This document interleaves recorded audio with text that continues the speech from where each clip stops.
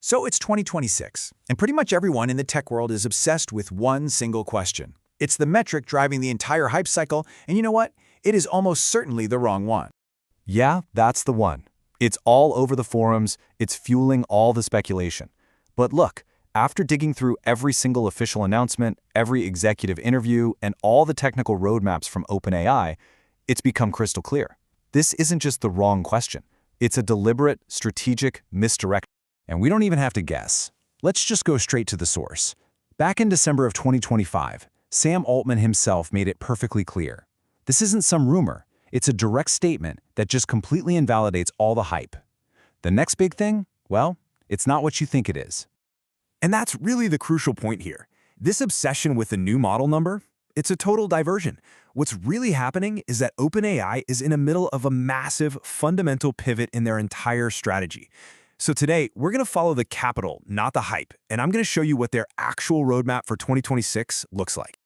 Okay, so here's how we're going to break it down. First, we'll look at the GPT-6 misdirection. Then we'll get into something called the intelligence ceiling. After that, the pivot to personalization, the big ecosystem offensive, and finally, the massive $250 billion foundation that's making all of this possible. Right, let's get into it. We're moving past the rumors to analyze the real strategy here. And that starts with just looking at how these models have been released over time. So if you look at the history, you see a pretty clear pattern, right?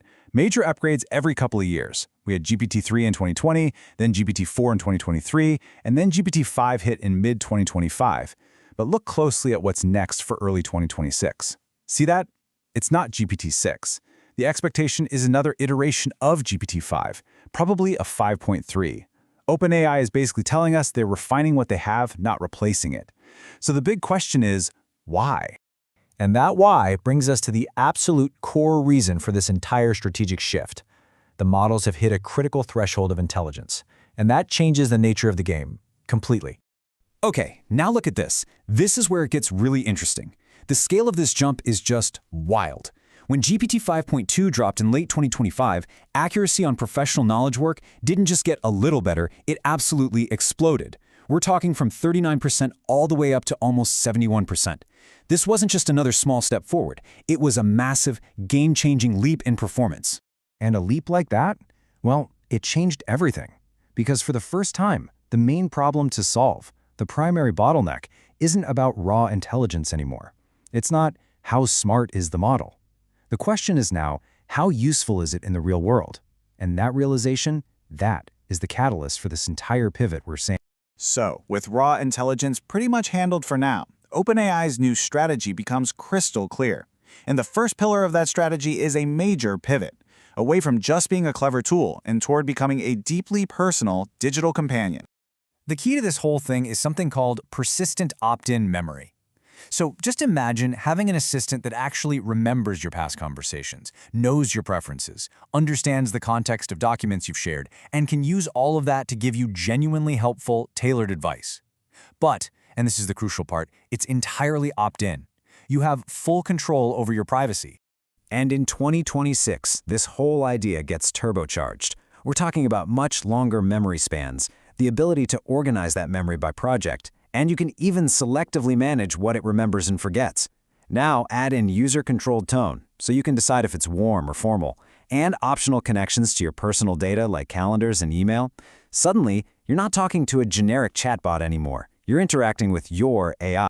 But you know, personalization is just one piece of the puzzle. The second and third pillars of this pivot, this is where OpenAI's ambition goes way beyond just a simple chatbot. They're aiming to create nothing less than a universal interface for your entire digital life. So, let's just boil it down. The whole focus has shifted. The central question isn't how smart is the model anymore. It's how does this model actually get things done for me? It's a fundamental move away from measuring pure intellect to measuring integrated utility. And this ecosystem offensive, it's going to unfold in 3 very clear steps. Step 1, deep tool integration that turns ChatGPT into a command center. Step 2, a huge expansion into multimodal stuff, like video with Sora 2. And finally, step 3, a push into the actual physical world with robotics and wearable devices. And this right here, this is the new goal. With the launch of the app directory, you have to stop thinking of ChatGPT as just a place you go to ask questions. It's becoming the command center that actually coordinates actions across all of your other tools. Whether that's your spreadsheets, your calendars, you name it. Okay, so how is any of this even possible? This final section gives us the proof. Because this pivot, it isn't just a new marketing slogan, it's a full-on industrial-scale operation. And it's backed by absolutely staggering amounts of capital. Just let that number sink in for a second. $250 billion. That's the value of Microsoft's multi-year Azure compute commitment to OpenAI. You don't get that kind of investment to just improve a chatbot. That is the kind of capital you secure when you're building a completely new form of industrial utility. And it doesn't even stop there. OpenAI also locked in a 6-gigawatt GPU partnership with AMD. Now, this isn't just about getting more power. This is about building the foundational infrastructure, the literal plumbing needed to train and run the next generation of AI systems at a scale we've just never seen before. When you look at these alliances, the picture becomes perfectly clear. Microsoft is providing the exclusive cloud backbone and the keys to enterprise distribution.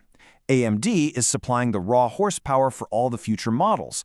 And then you have these major deals with enterprise clients like Disney, BBVA, even the US government. They're embedding this tech deep into the very fabric of industry. And once again, a direct quote from Altman just hammers this point home. This focus on enterprise, it's all about creating sticky, long-term relationships. It's about moving AI from a fun consumer novelty to an absolutely indispensable tool for business. So, when you put all of these pieces together, the strategic delay of GPT-6, the massive pivot to personalization, the whole ecosystem play, and that $250 billion infrastructure backing it all up, the conclusion is, well, it's undeniable. This is not a product update. This is the industrialization of artificial intelligence. And all of this leaves us with one final critical question to think about. As AI stops being just a research project and becomes a personalized utility that's woven into every part of our lives, both professional and personal, who really holds the blueprint for what our digital future